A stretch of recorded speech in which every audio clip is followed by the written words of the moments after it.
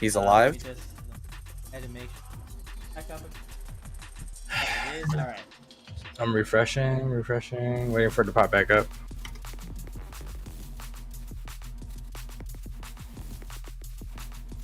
Just be thankful, ladies and gentlemen. I have the weekend now to get this new computer up and running. Yeah, all reliable is. Becoming less and less reliable. All right, we're back. A dinosaur story. Yeah, hopefully this is the last time we gotta deal with old reliable people. But anyway, let's start talking first about Stranger in Paradise. I did not have too much time to play with it as of yet, but I did manage to get my hands on it for a bit.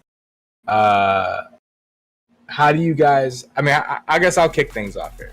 To me, Stranger in Paradise kind of feels like Final Fantasy Diablo, if I had to say it myself. In the sense of the combat style is kind of more loose and fast paced, with the emphasis on like quick dungeon routes, with a good focus on multiplayer as well. So that's what I've noticed from Final Fantasy Stranger in Paradise so far. The story is a little weird, and I think the art design for me is a little weird too. But overall, I guess I'm enjoying it. You know what I mean? So far. Okay. Desiree, thank you also very much for that follow. We appreciate both the biddies. I think mainly like because I'm thinking about getting it. I'm on the fence, and honestly, the main thing that appeals to me is like, yeah, the gameplay looks nice, and that's kind of like, as long as the gameplay, like, it doesn't have to be an incredibly like, oh, this is game breaking. It destroys it's this crazy new thing or whatever. It's fine if the gameplay is just fine. Like that's fine. I wouldn't mind that.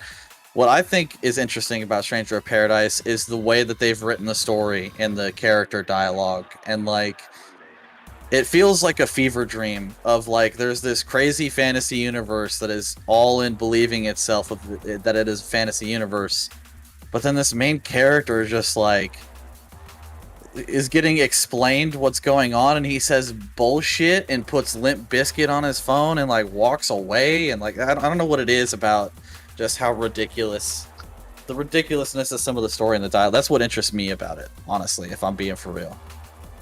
The shit is Willie, do you have anything for Stranger in Paradise? Have you seen anything on it so far?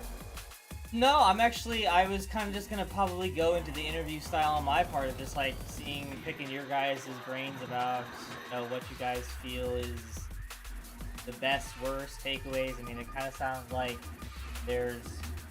it sounds like from what you guys are describing, what I'm seeing here, that there's some similar fighting mechanics possibly, but the story is a little lackluster. Apparently, according to Dice, I'm not that far around. So Dicewitch says, "Oh my goodness, play it, man. The story is so good. My husband's already beat it. His rage is why I want to throw things." Oh. I don't know if Dice is being disrespectful. Not disrespectful. What's the word I want to use? Sarcastic here. But she said, if I see the game up on my TV, I might unplug the TV. I don't think that's sarcastic. That part wasn't for sure. So it's weird, bro. It's like, it's really weird. What? First off, the entire male cast or the entire cast that you have at the very beginning of the game is just too sexy. It's kind of weird. Like, it's a sexy male cast doing. God, these characters are just too fucking sexy. Welcome to modern FF. 15 was the same way, where they're like, oh my god, why are they all just models? What is happening? Yeah, Final Fantasy 15, like with Noctis and Camp, just had like this boy bandish effect, which is now what they've kind of translated over to here. You know what I mean? Like, and I'm just like, bro, maybe this is what the ladies have been feeling like this whole time. Every time they get a character in the game, and she's got to have the gazongas and the hachachachangas in the back. But you know what I mean? But man, it doesn't feel nice, man. I get it, ladies. I'm 100% with you. I understand why that's not cool anymore, and I don't want that to happen again. That's not cool. Dice Switch says, "Welcome in to our world." 2022. All right, well, As someone who here plays finally. as someone who plays both sides of the field as someone who plays both sides of the field and in 2022, I'm fairly okay with it, but I think it's okay if it's happening to both at the same time, if that makes sense. Like if as long as everybody is sexually subjugated, it's okay. Like if the disparage if it happens We are kidding equally, for the record. We are completely kidding. Do not cancel us. please. But I don't know. I don't know if that's a particular sticking point for me about the characters. I don't know if it like necessarily bothers me as it might some other people. But I mean, you are right though. You are right about just the way they do Final Fantasy characters nowadays. I don't know. Yeah, So what is it specifically? Is it just that they're all way too jacked? They all just like...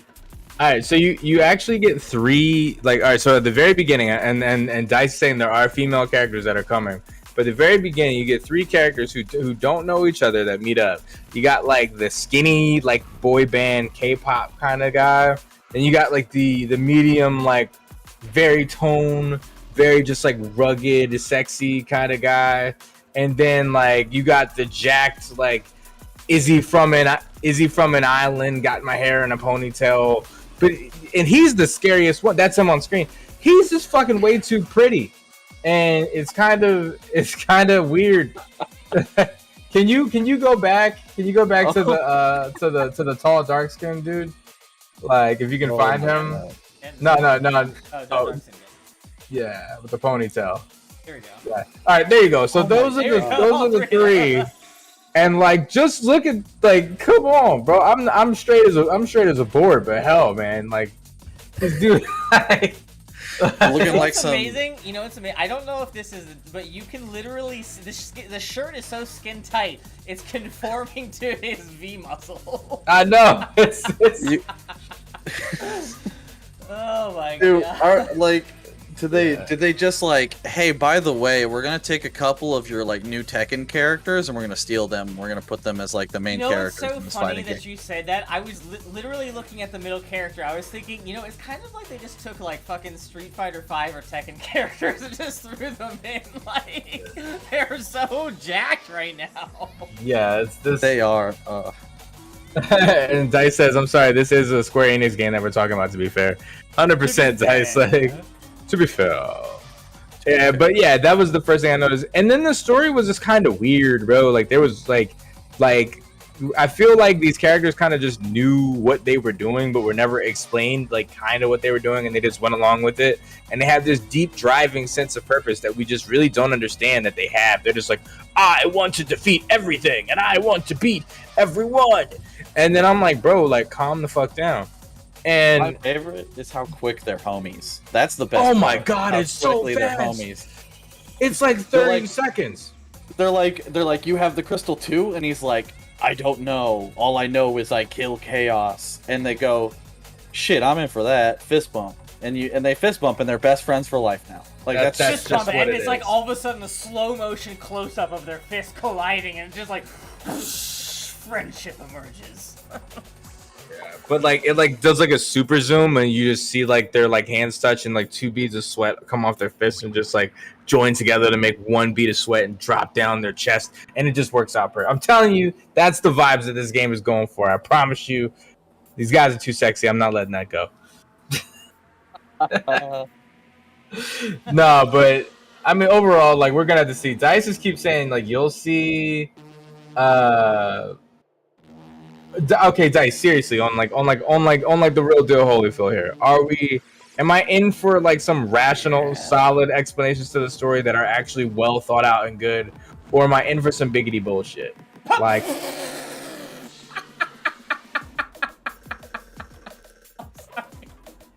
both. Okay. I love that ad. I love that ad. Oh my god, that was good. Okay. Even the ad knew it had to be sexy. Like, come on. Well, the thing too, I've literally seen a clip where there's just some boss monster doing his boss monster explaining thing like a Final Fantasy game. It's got that writing, it's doing the thing, and you don't even have to skip the dialogue because Jack himself hits the button to skip the because he literally jumps in and says "fuck you," like he literally says "I don't give a fuck" and jumps in on the guy in the middle of his speech. Yeah. And it's This is like kind of like we're going through the isekai that like in like Overly Cautious Hero, or you know, one of those like reincarnations where they like know they're in an isekai. You know what I mean? Like he's like, I'm just gonna skip it. Dice does say it's Square Enix. Their stories are full of bullshit, but in the end make sense. This is true. Square does have a like. Actually, no, because like if you look at like Final Fantasies like 1 through 10, they are very cohesive storylines. It's not till we get to like Final Fantasy 13 where shit starts getting just Oblivion level bullshitty. Like, yeah. Is there any correlation of whose life was their computer? They have their like multiple different studios essentially. Like they're like the one that works on 14, the MMO one, is called Creative Business Unit 3. Yeah, real creative. The like they do have a bunch of different directors that they cycle through. Like if they really need somebody, they'll be like, "Hey, you from whatever Dragon Quest game you're working on, stop that. You're gonna come over here and make a Final Fantasy." And you know they kind of do that sort of shuffle where they have a bunch of different people and they have a bunch of different teams. But I think that's why some of the Final Fantasy games are so diverse and like so just different every time. Like this does not look like it was made by the same people who made 15. I'm just gonna say that. yeah. And as far as the stories are concerned for like the first 10 games, and I saw Kill even put in there like 12 was kind of like all over the place too. I think what we had before was just like rational explanations of things that were going on, and then like as we get to like the later ones, they're just kind of like they just accept you to accept the fact that crazy shit is going on. Like Final Fantasy 7, like there's like literally a soldier program, there's a war going on. You understand the concept of everything that's going on around you. You know, early in Final Fantasy 8, there's a school. In Final Fantasy 9, you know, like Zidane's just kind of like a loner who's doing his own thing. You know what I mean? But they always question like the world around them. Like, why do things have to be like this? Why are we doing things this way? You know what I mean? And then it's like you get the Final Fantasy 12, 13, 15, and now this, and it's just kind of like they're just like this being the worst example of them just being like, yep, crazy shit's happening. I don't know what's going on, but I really care about this shit right now. Like, it's weird, bro. Yeah. I think that 14 actually does the traditional style pretty well of like they set up, okay, this is you're the good guy, this is why you're the good guy, this is why you're doing what you do. It's like the very first thing. Hey, your Heidelin's chosen, you're working for the light. You gotta, you know, fuck up the darkness and all the Ashians and whatever. You gotta, you know, you gotta solve the primal issue. Gotta, you know, all that. But they set up like, hey, your main bad guys are the Ashians, and you are, you know, the servant of Heidelin. And it sets that up like nearly immediately. There's literally a beginning cutscene that plays where it shows you, hey, Ashian bad. And they continue to be the main, like no matter what sort of mid-tier bad guys show up throughout the expansions, the Ashians, for the most part, you know, taking away spoilers here because 14 community really cares about their spoilers. The Ashians are pretty much the main bad guys throughout like the base game, the first 3 expansion. Like it just keeps going. So there are still like several mid-tier, lower-tier bad guys, but we still have that same plot through line of like we know why we're doing this. Oh my god. You know. And then the last thing I kind of want to touch on was the gameplay of the game itself before we move on to Chocobo real quick. But like the gameplay overall to me, like I said, feels more Diablo-esque in nature. It's not so strategy and turn-based like how most Final Fantasies you would think are. It's not so action-based that it's even like Final Fantasy VII Remake. It kind of falls in like this kind of like it kind of wants to be Final Fantasy VII and it kind of wants to be its own thing. One of the big gripes that I do have as far as gameplay, even at the very beginning of the game, is how much menuing I have to do right at the beginning. It's like every other couple of seconds, I just pick up some like brand new loot. I gotta go check and see if that loot's stronger than the loot that I already have. Like it kind of feels like Borderlands in that way, you know what I mean? Where it's just like you're just picking up a whole bunch of stuff and you constantly gotta check stuff. But since each character has like 19,000 different item slots and weapon customizations that do different effects, I have to sit there and read every single item every single time. It's annoying, and I wish they kind of simplify that a little bit.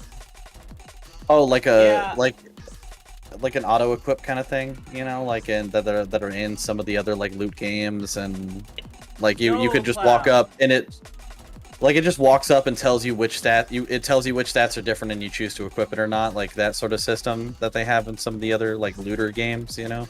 Yeah. I can respect that, because there's two sides to that coin, though. I mean, on the one hand, there are those people that really and truly do want that level of specificity. Weapon, how like I mean, I just like I feel like that's got to be a thing. But on the other hand, I would be in your boat, Kai, of like I need simplification. There's too many goddamn like choices. There's too much here. Yeah, it's a lot. Are they actually gonna give their verdict on this? I was actually I saw the verdict thing pop up. I was gonna see if they were actually gonna give a verdict. I didn't look at any reviews for this game before I purchased it, unfortunately. I think it's like an 8 out of 10 average, like 8 out of 10, I think. Oh, yep, there it is. 8 out of 10. Boom. So better than average, but not like particularly special is I guess what they're going for on this. I'm really gonna have to continue on with this because it's too early for me to call. But like if I were to take what I played from the very beginning, I'd probably give this like maybe a 7. Like I'd say like a 6.5. Not to say it's a terrible game by any stretch of the imagination, but I just haven't seen enough of it yet to really make that. Yeah, I'm gonna keep playing, Dice. Yeah, that makes sense. So, okay. Are you gonna be playing any of it on stream?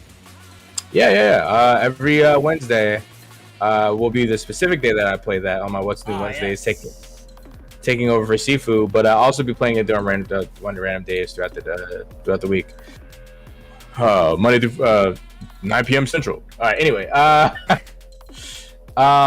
moving on and speaking about racing to the next topic, we're going to be talking about chocobo racing, and it's egregious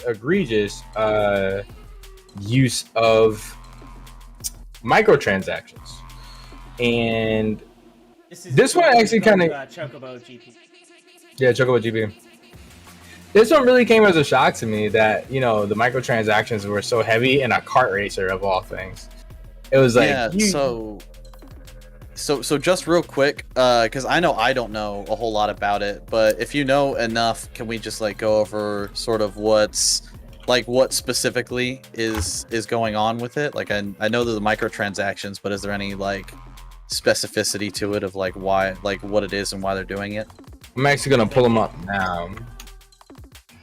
Yeah, because I forgot to do. I just didn't do my research on this one, so. This is straight up Mario Kart racing with a chocobo skin. Oh my god. Okay, Yeah. So as a first example, it's like if you wanna get Final Fantasy VII's Cloud Strife, for example, you need to buy Chocobo's GP's first season pass. That costs 800 mithril. Normally mithril are packs for $10 for 1,000, but a launch promotion, blah blah blah blah. So yeah, there's already a season pass. The game's barely even started, right? What else is on there?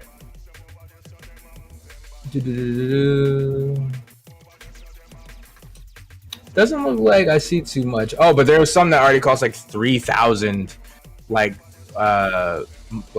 dollars, not dollars, but 3,000. Of their in-game money to buy. Isn't it a full price video game, or is it like what? How much does the game itself cost? $50. $50 is the 50. There's a $50 initial price, and then you have. Oh my god. Yeah. It's actually looking a little unfair. I'm seeing something else here. Can you pay money to buy stickers to put on your cart that make you level up faster? Is that what I'm seeing here? So not only is this Mario Kart Yep, shortcut Chocobo content, skin, yeah. but it's pay-to-win Mario Kart with the Chocobo. Bro, what? Square. I know you're throwing everything at the wall. You want that bag. Like, your main money maker right now is 14, but like, you know, it's because it's a good game. So like, just make a good game, and people will buy it, and people will play it. Like, I don't. Yeah, there's literally a PSA on our on Nintendo Switch's Reddit that says PSA: Do not buy Chocobo GP for your children, especially if your account has a payment option attached. And then the reasons they say are: 1, it employs highly predatory monetization tactics, which are normally only seen in Square Enix's most egregious free-to-play mobile games. It constantly uses irritating and experience-diminishing mechanics to break your experience, offer you options to pay to remove that stuff. The game is already a AAA box product, built entirely as a mobile game. The game costs $50, but has all the elements of a free-to-play. Actually, is a mobile game too in Japan, coming to Europe and the US soon. The only good unlocks are basically only available through spending. Even the guild unlocks, and guild, I'm assuming is their money you earn, are highly difficult to obtain without spending on currency. I cannot stress again how much you should not let your children play this aggressively dangerous and vile game. It's not even a great racing game if that helps you pull away from taking the plunge. Mario Kart 8 Deluxe outplays a stinking turd of an abomination on every level. I mean, that was worth the DLC. Looking at this, it kind of feels like this is a game that was taken from N64 and somehow ported up to the Switch. Like, this isn't a particular, like, there's nothing about what I'm seeing is selling me on the game. Like these tracks look whack as hell. Well, and like, I'm assuming that the tracks look so basic because, like they said, this has to have been some sort of mobile game at some point. Because these tracks look way too basic to be like a full-on console release video game. Like, but you tacked on a $60, a $50 price tag onto this game. So I see where people are getting pissed at, man. Like, for real. Yeah, like that's absolutely. Like, and can we get? And like for $50, can we get like a little bit more into these animations? Like, look at this. Like he's kind of idly skating by. The car turns don't look too fantastic. You know what I mean? Right. By the way, do the wheels even move on that car? I just want to know. Like, when they don't even. Like, I'm looking at this. This looks bad, bro. This looks really bad. I think we were talking about this earlier on one of our previous podcasts when we were talking about like our Nintendo list, and we were like, what, you know, we're gonna have to wait and see what it looks like when it comes out. And I think, Willie, you were the main one that was like, I'm not like looking at this. It just looks like Mario Kart with chocobos. And I'm gonna be honest with you, it doesn't even look like that. No, I was gonna say this actually failed even my worst expectations. Like, this is really bad.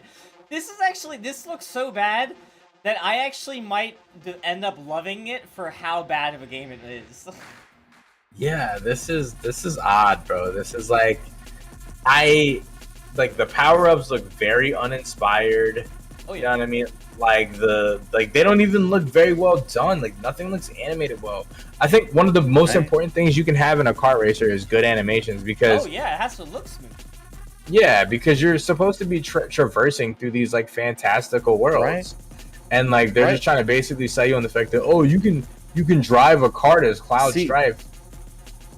Here's the thing: if the characters are going to be so Final Fantasy oriented, and so hey, we want like Final Fantasy brand recognition. This is a Final Fantasy game. It's like, why are only your characters the only part of this that are like, hey, that's Final Fantasy? Like, none of these tracks they've shown me are even remotely like. I don't think make a Midgard track. Make what are these tracks? Where are the recognizable tracks?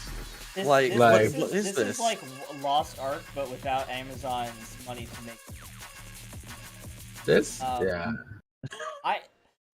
Here's the funniest part for me as a takeaway is that I distinctly remember that in the last Final Fantasy game that wasn't Final Fantasy 4, last single player Final Fantasy, they 15? actually 15. They actually had Chocobo racing, and it was well done. Oh, Like, 14 has it too. 14 has like really well done chocobo racing too. You know, there is almost a part of me that's wondering if this wasn't like a Nintendo.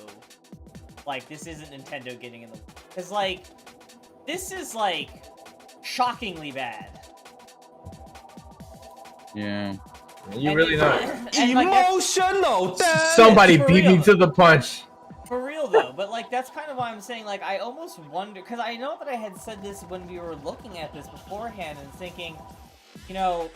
I almost wonder if like Nintendo is like, hey, we have a kart racer that like means a lot, you know, like it's our staple kart racer, and then they just threw this into their like the mechanics in there with all of like the look and feel of it, but like then horribly screwed up or something. I don't know, but like and you know it's funny, I doubt it, because of the fact that like they could have said, well, this could go to any other console, right? Like, you know what I mean? It did not. Sure, They did not need an exclusivity right to Nintendo, but you know they did it, you know, off the strength. So I don't think that Nintendo like held the game back, seeing as like they wanted, you know, why not have a game that makes money versus having a game that doesn't make money?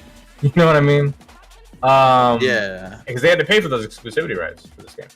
So yeah, it's one of those things where I think because I mean Square Enix, I'm not gonna lie, like Square Enix has had some like good hits in recent years.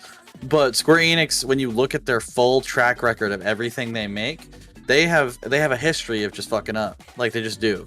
Like Malik brings up an interesting point, which is their plan is to put out low effort games to make some money and fund 16 and Final Fantasy. I don't know what remake. Oh, remake 2. Yeah. Well, because I mean, 14 for them is a money-making machine, and their thing that they want to go for right now are games as a service, which is gonna be something I'll talk about when we're fucking Babylon's Fall.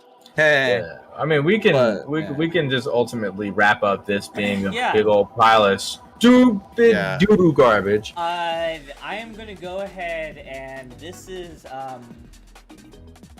this is our summary of 8 out of 10. Whatever we were just looking at gave it an 8 out of 10.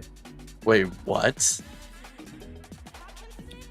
Anyway, so we're gonna go straight. Wait, where'd you see 8 out of 10? It popped. It's right before you clicked off the video. There was like a little bit of a. There it is. 8 out of 10. Great. It's it's saying it like the moves that they did. Oh, okay. I was about to say. yeah. This is a mobile game, by the way. It's on Google Play right now. There you go. 65% on Metacritic. Yeah, so it might do great on mobile. It might. All of these are basically our review. Yeah. Don't even get one that's smiling. Get one that's sad. There was a sad one in there. Yeah. Oh, I don't know about that, Malik, because like just the track record of like Square Enix games, like they get these crazy IPs and pour a ton of money into them for them to fail. And they do it over and over and over again. And they're just waiting for another 14 because that's their money-making machine right now. They want another quote-unquote games as a service. And they can't do another MMO because they're competing with themselves. And I mean, it's kind of was a flash in the pan. They can't really replicate what they have with 14. So, yeah, like they just have a history of losing on these. And it's like...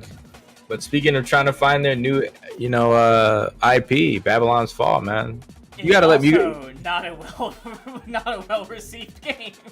In the spirit of games that are failing right now.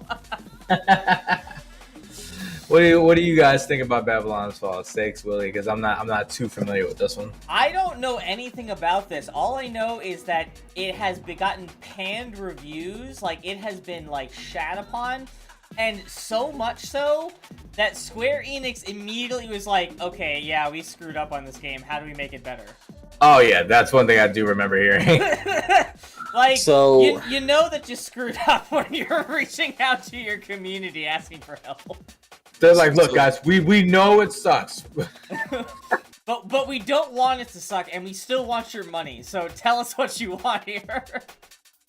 This is a perfect example of somebody made a good video game and the publisher fucked it up. Like, this is a perfect example of there used to be a good video game here. This is one of those things where I'm pretty sure Platinum was making this game, and then at one point Square Enix was like, yeah, we'll buy that, but here's what you're gonna have to do to it for us to, like, buy it, essentially. Because if you see old trailers, like the crazy, fast-paced, almost Bayo, almost DMC style of gameplay that they had was, like, super cool and crazy, and, like, it looked great. But it's a video game where it's now a games as a service, and you're worrying about all of these like microtransactions, and there's like daily login rewards, and like it's full price game, by the way. There's like these daily login rewards in a microtransaction system, and like when you're and the game doesn't even feel good to play either. They've like neutered it because they want you to forcefully play, like they want you to play as a 4-player team and balance the entire game around it. Which the game doesn't have any players. I kind of imagine this was an intentional design choice, but the fact that your weapon always seems to be about 5 feet away from your actual physical person as you're swinging it, is that a bug? Or is that like... Nah, that's actually a Platinum game staple. No, that's a thing that they... Yeah, no, they did it in like Nier. They sometimes do it in DMC. They do it in like Bayo and stuff. But yeah, no, it's an intentional gameplay mechanic, because the whole mechanic is that like you're using whatever is on your back to manipulate multiple weapons at once, essentially, is what it is. Psychic sword powers. Essentially, yeah. And it's called space. It's pretty dope. Yeah, it looks cool, but when you're actually playing it, everything is just a crazy bullet sponge. You can't play you can't beat the game solo. You literally will die to the first boss's rage mechanic because it insta-kills you, because you literally can't do enough damage solo, and it's the 4th or 5th level. And here's the thing, if you queue up for a match-made multiplayer game in this game, and you can't find anybody, it will just automatically put you into a single-player game after like 2 minutes. So... They really want you to play together with people, but then the game is literally unbeatable by yourself. But then they make you play by yourself if you can't find anybody within 2 minutes. Is it fully fleshed out? Like, you know what I mean? Like, are we talking like as far as you get 4 people playing and you've got your roles selected? Are we still talking like once everything is set in place, like once all the factors are there and working in your favor, is it then a good experience? It's complete chaos, piss easy. Like, it's literally like everybody can just spam their moves and it becomes a nonsensical blur on the screen and things die. Like, that's how it becomes when you're playing 4-player. And then the worst part is that every level looks the same. Like, there's nothing unique about, like, you have like, oh, here's the one base tile set for this area, and we're just gonna like remix this tile set over and over for these missions. Which, the worst part about that is that this is sort of a grindy game. You're gonna want to get gear and items, so you're gonna be replaying these a lot. So it's just it all kind of blurs together into this like nothing mush of just like, what are we doing? Why am I here? Why? All right. Sorry. No, you're fine. That being said, final thoughts on everything. Stranger Paradise being the shining light here, even though it was sexy as hell. Too sexy for me. We got Chocobo GP, Chocobo GP, and Babylon's Fall. It got a 4 of bad. Yeah, I mean, I don't know what I expected. Yeah, but what are we thinking, boys? Overall, I think that I mean, I hope, I guess it goes the route of like No Man's Sky, but I'm also kind of like getting tired of having to like hope that games go that route. So why, Square Enix? what was going on recently with you guys? Yeah, I don't know. I hope you can fix it. I hope you can fix it because at the end of the day, obviously, like I'm never rooting for a game to suck. Well, rarely am I rooting for a game to suck. So I hope it gets fixed, but like, sounds like they have a lot of work to do, a lot of different areas. Yeah. What about you, 60? I mean, really, final thought. You shouldn't have released this the same day as Elden. That's my final thought on it. Yeah. Stranger of Paradise looks okay. I want to give it a try. Chocobo Racing's dead, and you shouldn't have released this the same day as Elden. That's it. My final thoughts are Stranger of Paradise. I'm gonna have to play it until I understand it because I'm a little lost in it right now. Chocobo GP, more like Chocobo PP, and Babylon's Fall could not have been more properly titled. Yes.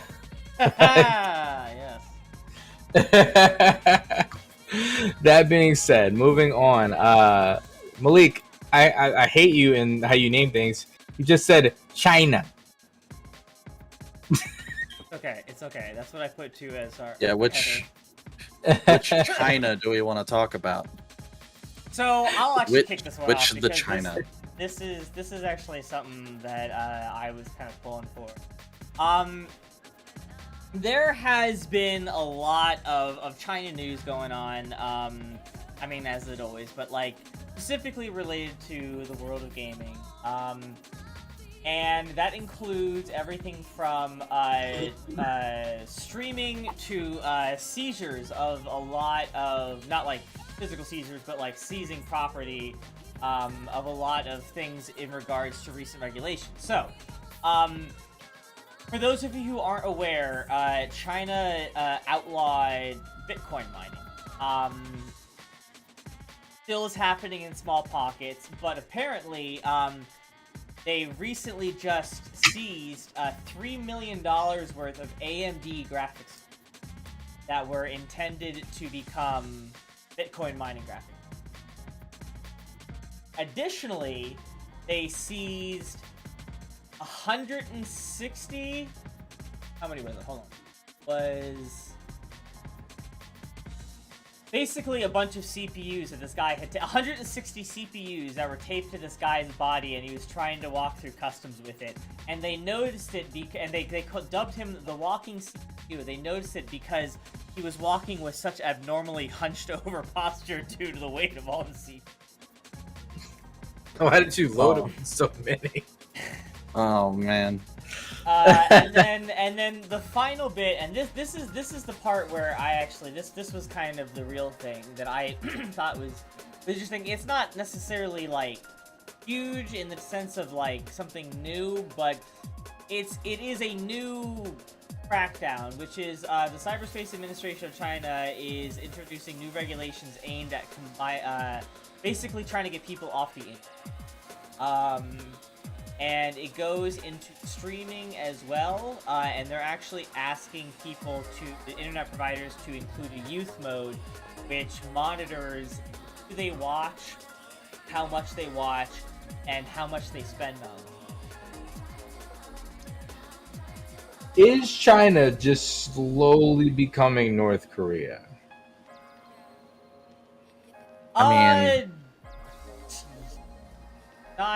mean... well...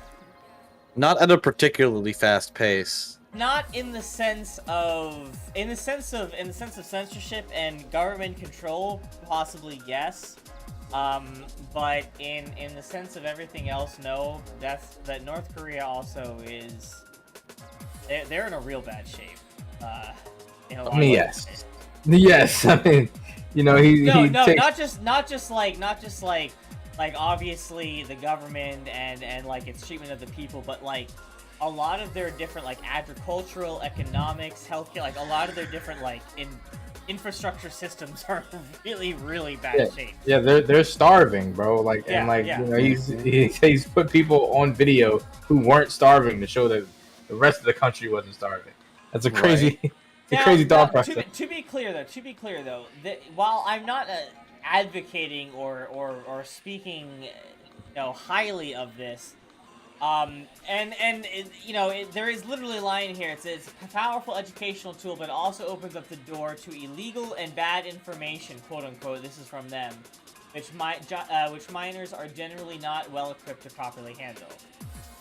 Now, there is an element of truth in that. I mean, there is something to be said about regulating how much internet and electronics time kids have. I will actually defend that. Their explanation of it is a little, I mean, it's not really what's going on here. Yeah. I think it's like information dissemination that you don't want to get out there. But there is a positive out of this, which is that, yeah, like, I think there's something to be said about how much internet time kids have and electronics time kids have growing up. Yeah, kid, shut up and get off the internet and go work in this factory for 23 hours a day. Making Adidas. Definitely two polar opposites. Not necessarily what I was going for in either sense, but something in the middle. Now, granted, I will definitely concede that, yeah, between no and no regulation or what we have and that, yes, obviously I am going to advocate for what we have simply because of the fact of, at the end of the day, this is clearly just a tactic to censor what sort of information youths can get a hold of. But in the sense of just like the concept of like monitoring screen time for like aging kids, or not aging, but like kids growing up, like especially like 5-year-olds. I mean, I get that, but it's like, okay, you've got the end result versus the intention, right? Oh, no, absolutely. Again, to be 100% clear, I am not saying that this is like a system that is a good system to have. I am just saying that there are redeemable quality from the on-paper reason behind it.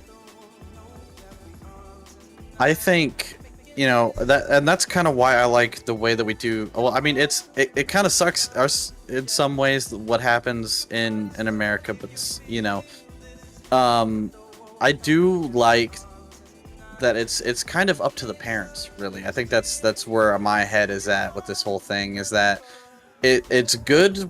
It can potentially be good for said children, but I do also think that it shouldn't be the government that's regulating that. Well, at least not certain government. No government.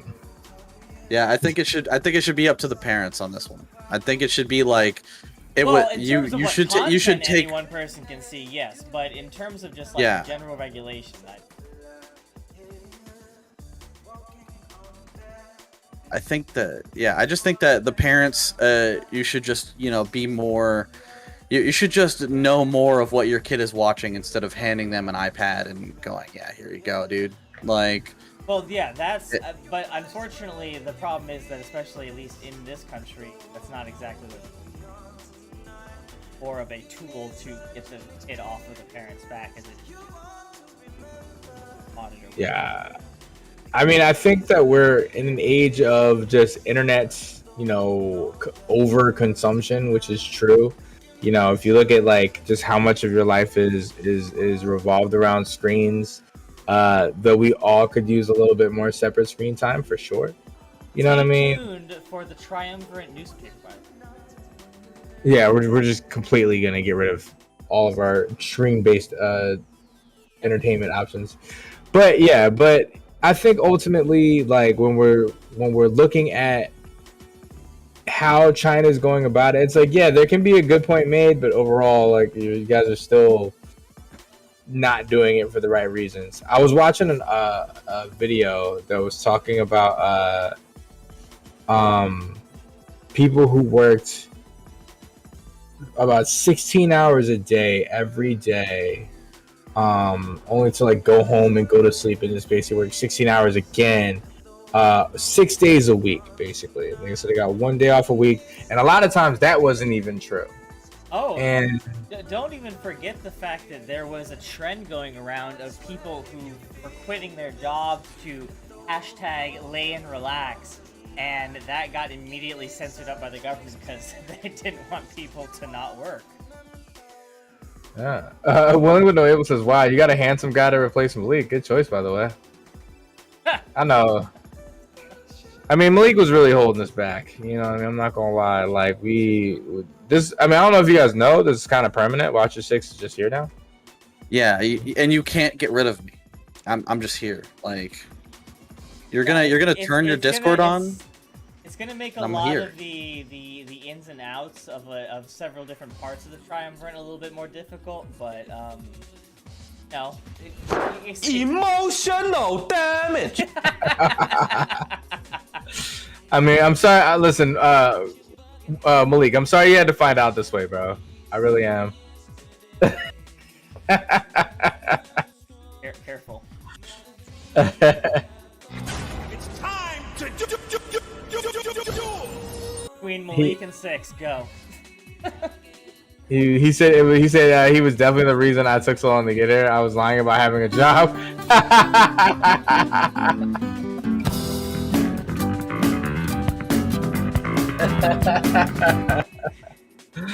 Oh man.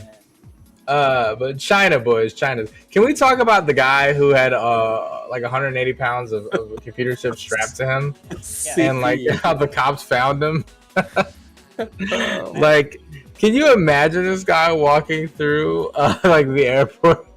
He's just like dragging along, and everybody's just looking at him like, "Yo, is that guy cool? Is that guy alright over there?" Like, I don't know what's going on with him. Wait. Okay, so here it gets even better.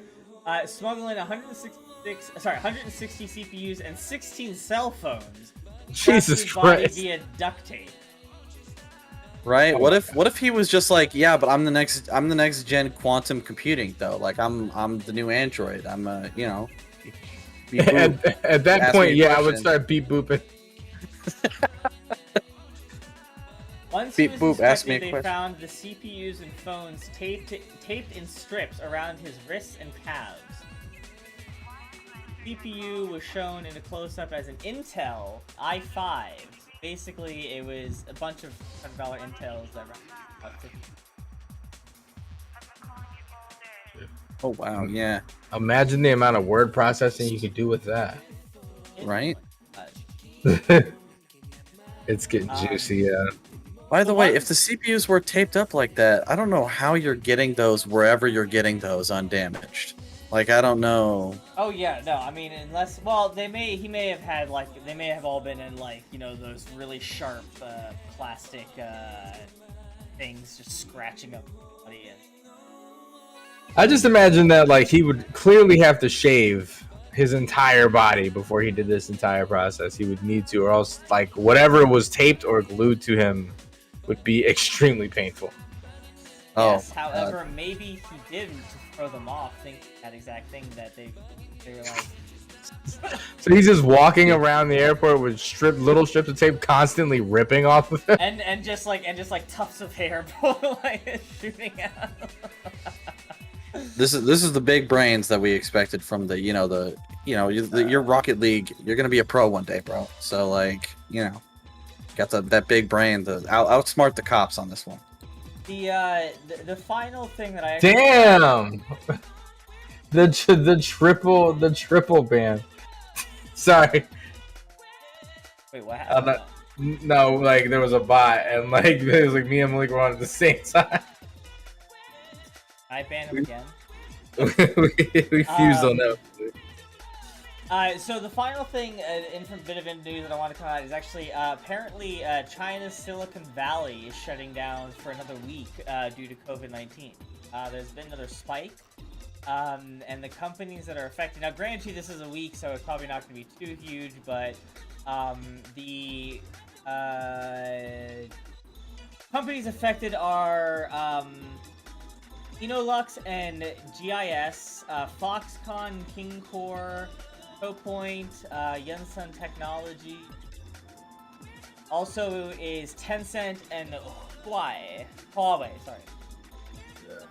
Oh yeah, that cell phone manufacturer, right? Yeah, they're pretty big. They're pretty like not Yeah. in the US, but they're pretty big like outside of the US.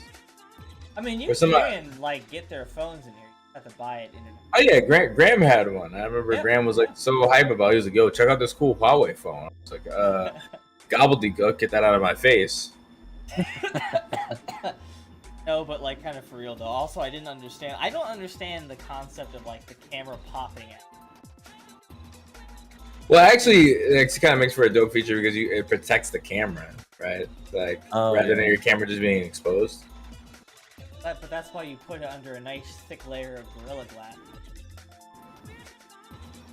That's true, but this kind of avoids that altogether. It does, but my worry would be that like if it caught something, it could just as easily rip off that little like thing that pops out. You're running the gambit either way, my friend, because you want to know how many cracked backs I've seen on phones. How many people don't have Gorilla Glass on the back of their phone? In terms of doing that, like, and they're like, then I got to tell them that their warranty is invalidated.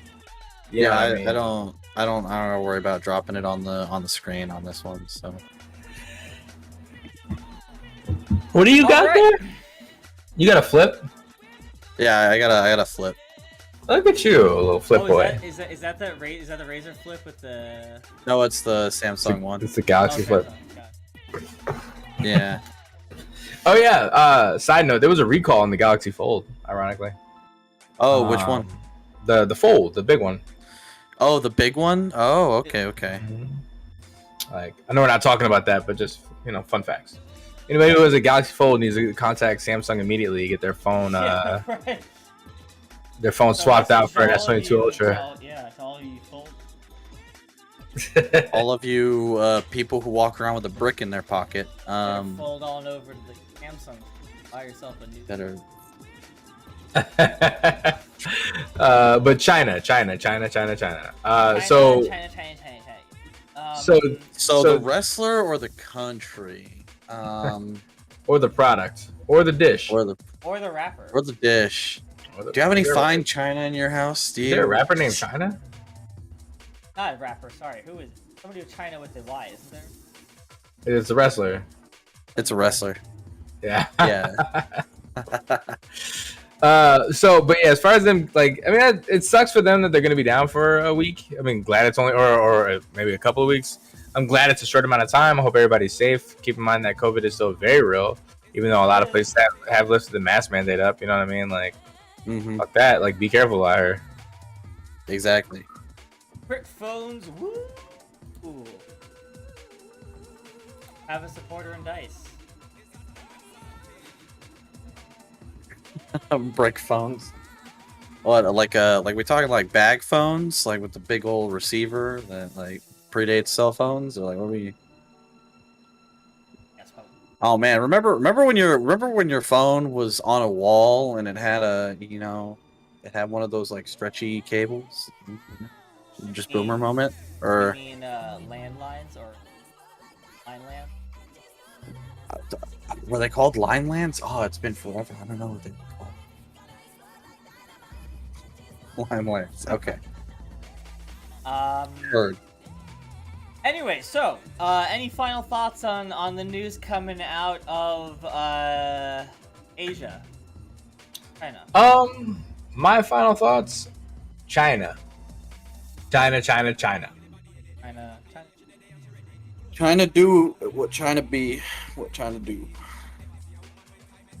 All right. So also, I do have a final thought.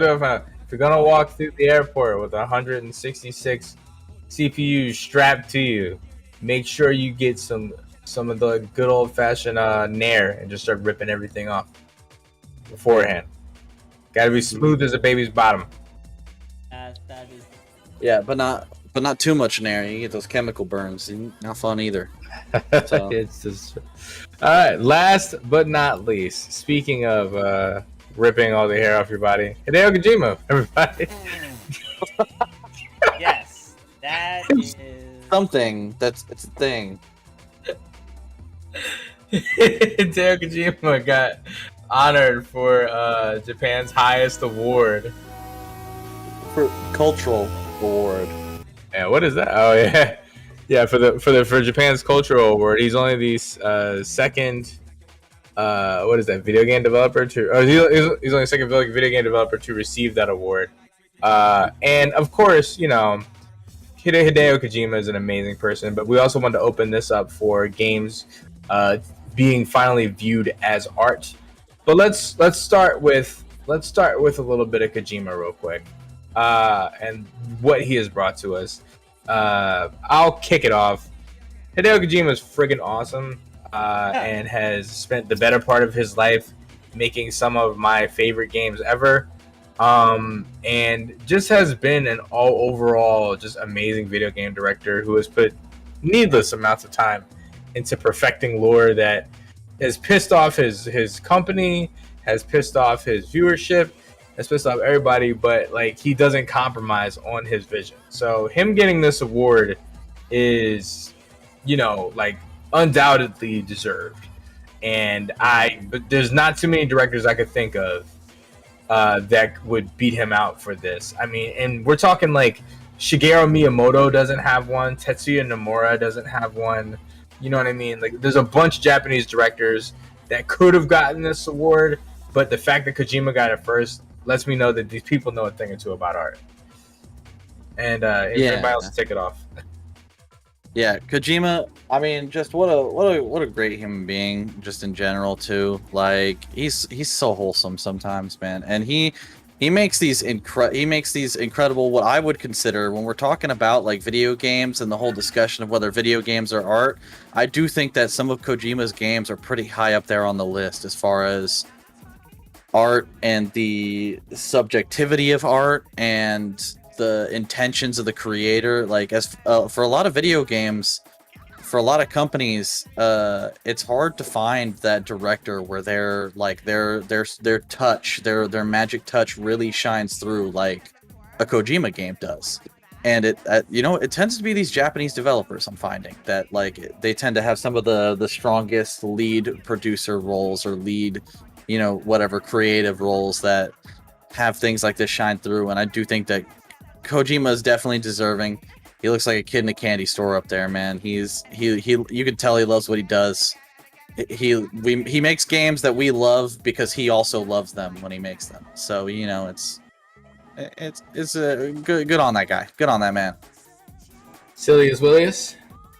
I only have to say, clearly there was no voting process, or else he would not. I'm kidding. No, of course. If there's any person that definitely, as a video game like his, I would almost go so far as to say that he has earned the title of like Japanese godfather of like video games. And I realize that's a huge, like, that's a big claim, but like think about, I mean, Metal Gear Solid alone is one of the most recognized franchise title series with like millions of people having played it, and that's just its franchise movie. That doesn't even include Death Stranding, most recent one, which was a huge hit. It doesn't include all the previous titles. I mean, we've been kind of watching them. Some of these things I don't even recognize, but like, well, these are all Metal Gear. You can okay. So, you can tell though that like, much like Six said, like it's not. Yes, you can make a game work well. Yes, you can be well, I was gonna say a Todd Howard, but his They like, just work. But I mean, like, yes, you can be a solid developer who makes games that people enjoy, but like Kojima clearly, I mean, he is a storyteller that utilizes video games as his medium. Yeah. And to that end, I cannot think of somebody that would be more deserving of a cultural impact award than him, given the amount of impact that he has had on the culture of video. And let's take a second to talk about what, because I know you were like in games previous to that. He had one game previous to this, was Police Knots. I'm sure he worked on a bunch, but one game he actually directed before Metal Gear was Police Knots, and that was like right before Metal Gear Solid came out, which kind of laid out like actually some of the groundwork for what Metal Gear Solid was going to look like. he really did make it off of one game, or one game series, which is Metal Gear. Yes, he had Death Stranding, and that definitely adds now to the list of games that he has. But if he had taken Death Stranding away from this, just him making Metal Gear through Metal Gear Solid 5 alone, the amount of dedication he's put into this has put him to the Hall of Fame. You have other directors who are much more well versed and accomplished in Japan, including, like I said, Shigeru Miyamoto and Tetsuya Nomura, who could have easily made this list as well. But the difference between them and him is that, like, he really focuses on this being an art form. And you said it best, Willie. This is art through the medium of video games, done in only a way that video games can do it. It's because he wasn't trying to make a movie. He was trying to play the game, but give you everything through the game, which worked out perfectly for him. Mm-hmm. And that kind of watch. Do you have anything else for that, or can I open it up? Yeah, I mean, Kojima's an artist. Yeah. Kojima's an artist. Yeah, and then we're gonna open it up, guys, to just talking about video games as art as a whole. And the recognition that we've been seeing so far, or lack of recognition, however we feel about it.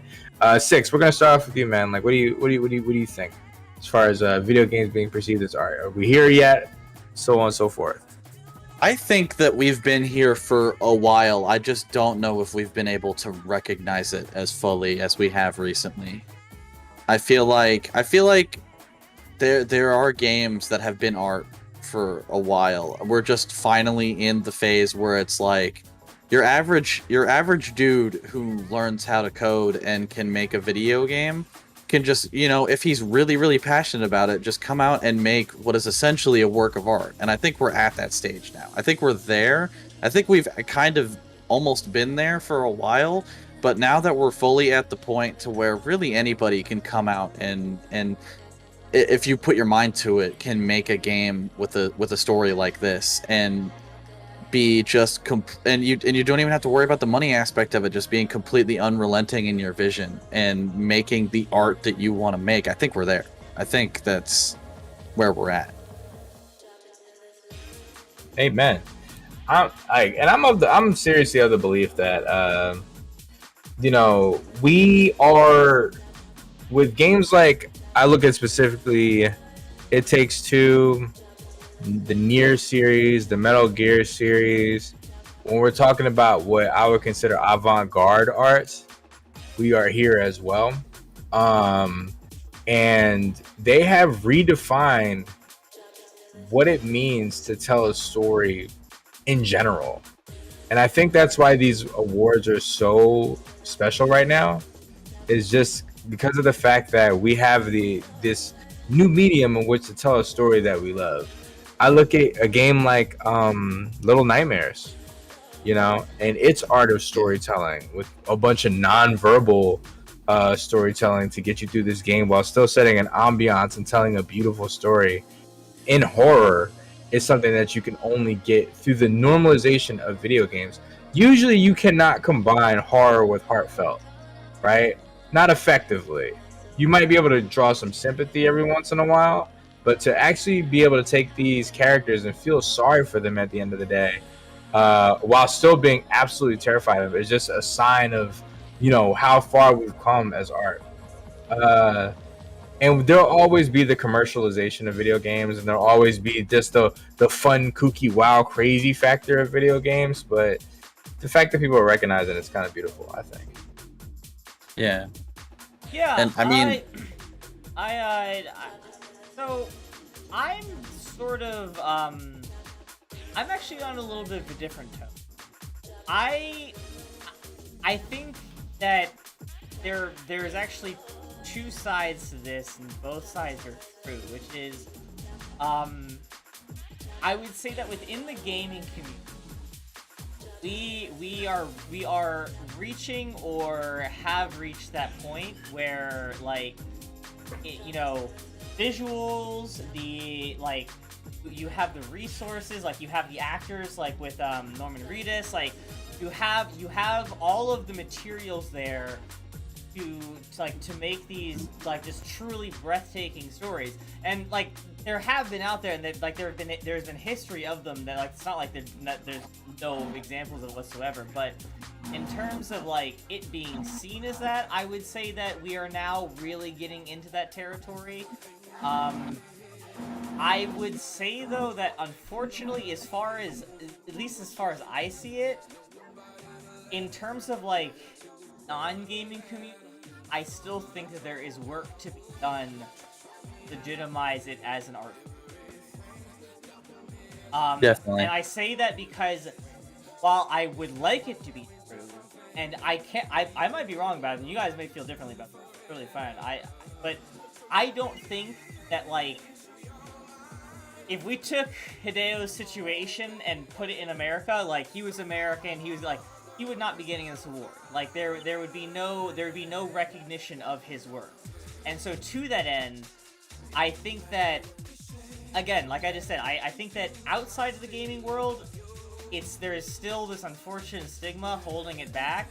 But with inside the gaming world, which is possibly all it needs, to be honest, but with some explanations, I mean, it would be nice to see artists being recognized for their work when it's a plot, but you know, in terms of what we have right now, I would say that for the benefit of the people that really matter the most in it, which is playing the games, the gamers themselves, we are getting to that point, and that's really exciting and cool, and it's only going to spell stuff for more excitement and more things that really move you, like really and truly move you, in ways that you don't expect. And honestly, like when I was playing, when I finished up Red Dead, and Dice can attest to this.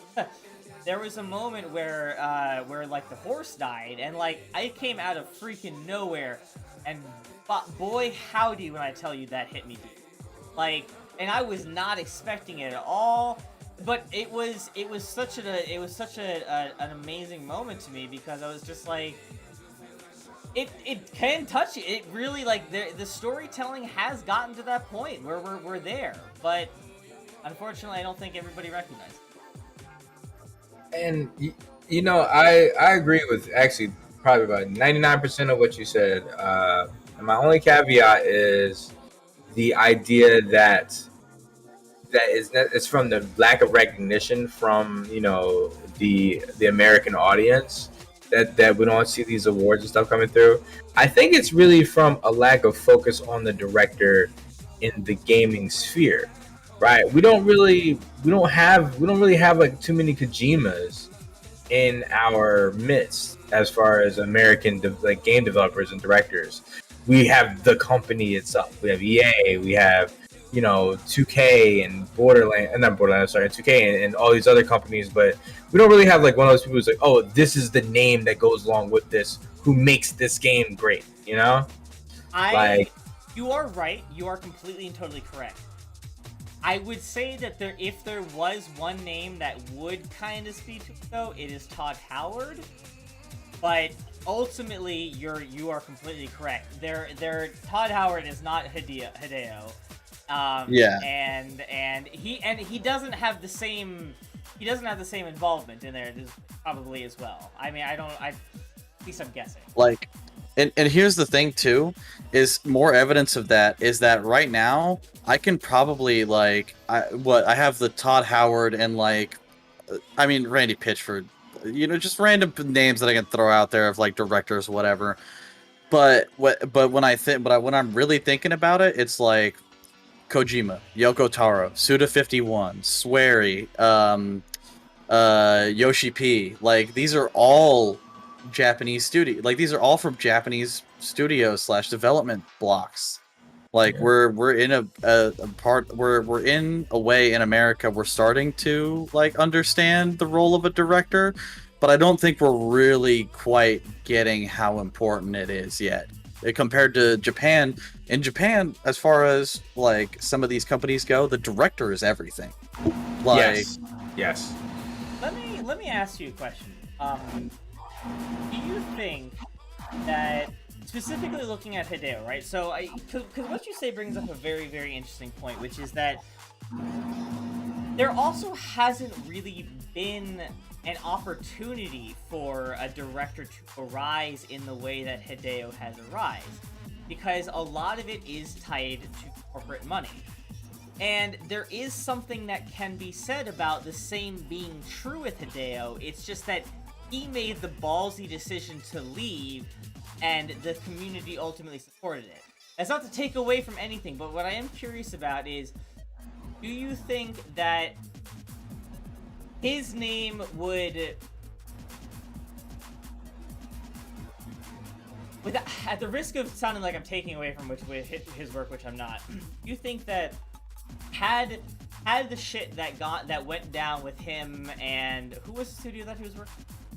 Konami. Do you think that if things hadn't gone the way that they had, that it would still be Hideo or Konami doing it? Like, if he was still working for them? It would still be Hideo, because that's the reason why they got rid of him, was because he wanted it to still be Hideo. Like, Konami was sort of like overstepping, and he was sort of checking them. Like, the PT is a whole fuck you letter to Konami if you actually like read between the lines and like really get kind of deep on it. But like, that's kind of the reason why he's gone, is because Konami's like, hey, we have this like loose cannon here, and we're telling him to get out. Like, that we're just gonna do it. We're just gonna tell him to get out. That's what's gonna happen. I think he would still technically, like, just because of through his rise. When I think of Metal Gear Solid, even before the whole split happened, when I thought of Metal Gear Solid, I thought of Kojima. I didn't think of Konami. I thought of Kojima. 100% Kojima. And like, Metal Gear would not exist if it wasn't for Hideo. Just like Nier and Drakengard wouldn't exist if it was not for Yoko Taro. And like Saito. Yeah. But the idea behind, I think where it changes is that Japan is very much more director driven, while America is much more company driven. So it's just a difference in philosophy on how you make a game.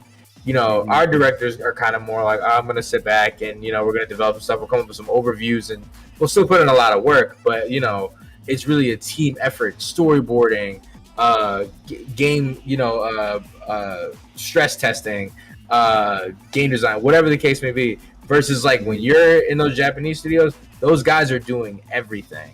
It has a lot to do with also, Bruce Lee has like a really good quote about, Jackie Chan has a really good quote about making movies in America versus making movies in China, which is that in China, they will take a lot more film, a lot more time to get the moves right, to get the roles right. Versus in America, they're like, no, this costs money. We're on a budget. You know what I mean? We'll just fix it in post. So like, the amount of work that, I don't know, China's not Japan, but the amount of work that goes into the Asian philosophy versus the Eastern philosophy, I mean, the Western philosophy, is night and day in terms of how much we're going to put into it. We'll throw a lot of money at it, but as far as like a person sitting there taking painstaking time, blood, sweat, and tears, it's nowhere near the level of dedication that Japan has.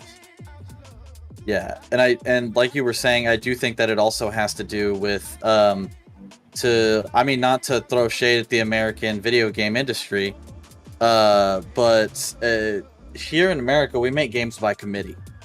We just do.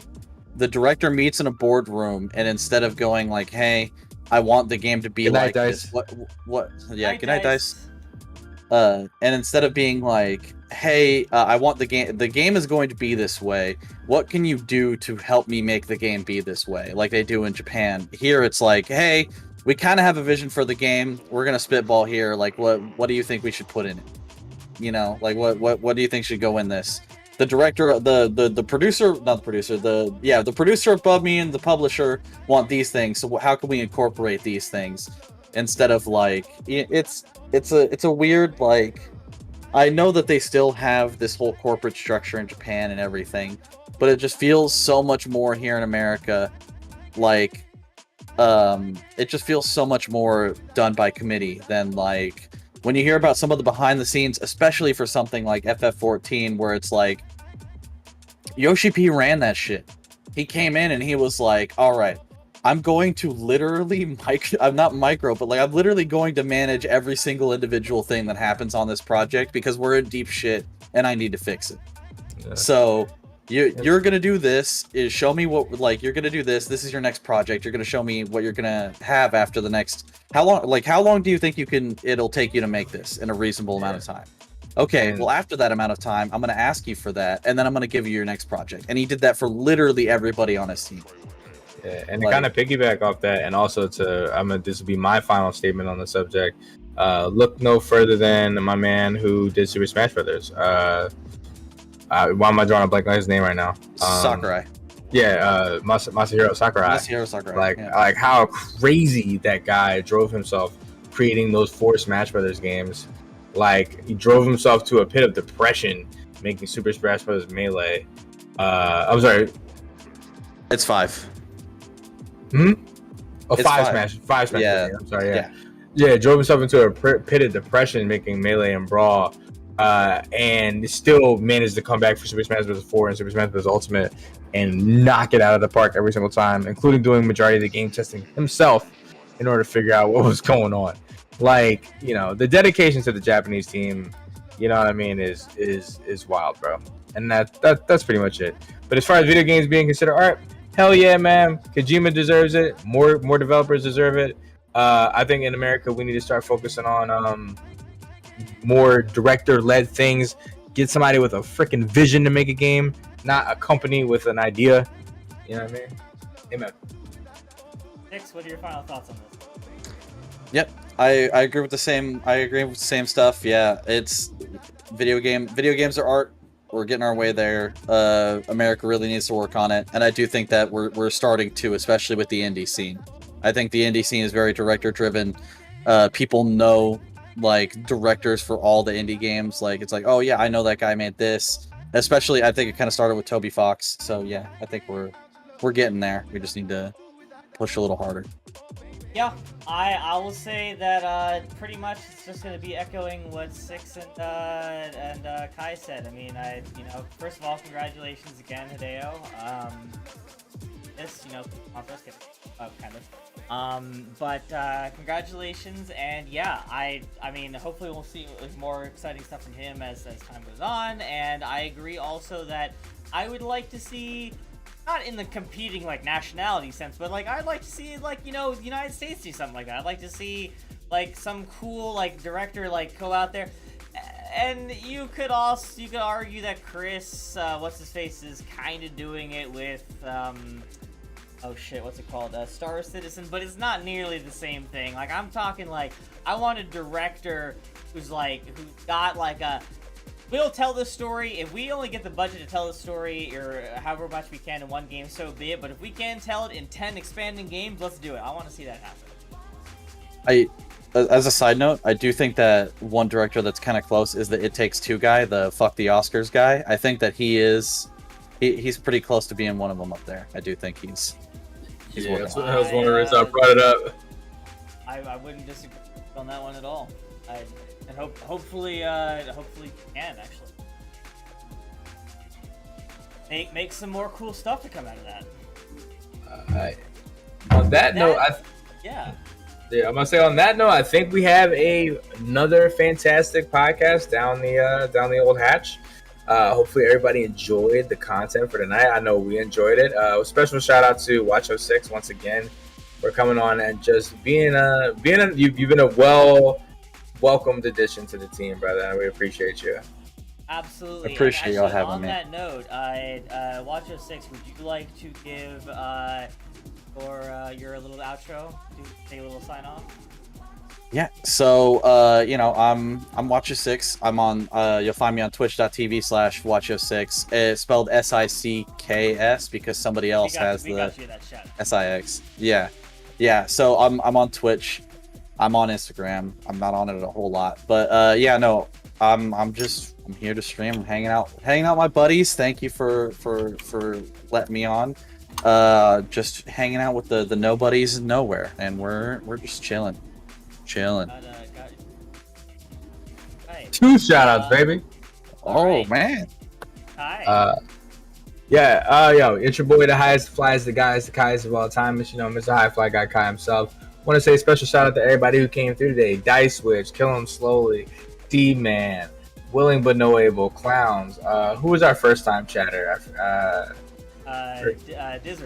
Desiree, Blair came through for a little bit. Everybody who jumped in, man, we appreciate you. Thanks for the subs. Thanks for the biddies. Thanks for just spending your time with us as we get ready to raid out. And you know what I mean? Take it over to Will. And hello everybody, my name is Silly_WillyTV, and Kai could not have wrapped it up better for me. Thank you to all those people who shouted out for being here. Thank you for the support. Thank you for the biddies, the lurks, the subs. We really, really appreciate it all. You guys rock, and it's possible with that, especially with the engagement. With that said, we are about to go raid out to the one, the only Mr. Tez_13, because he is showcasing some fire new tracks within Mario Kart 8 Deluxe. Speaking of which, Mario Kart Monday is coming up next week. In addition to the various takeovers and other stuff that we have going on, we sincerely hope that you'll be able to join us for those. Again, a huge thank you and shout out to Six for being here. Very welcome addition to the podcast. Welcome back anytime. Brought some really great concepts added to the show. Guys, let's go ahead and get this raid started. Can we get a command raid in there to get the raid message out there? Yep. So guys, be sure to spam that series of text that give my yeah. Be sure to spam that in the chat. Show him some love. Until next time, everybody, have a fantastic rest of your day, evening, afternoon, wherever you may be. Much love.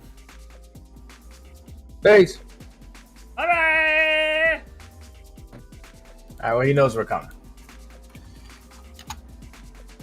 Right, and... Apparently my keyboard did not copy that. Okay. And to the VOD viewers, we wish you a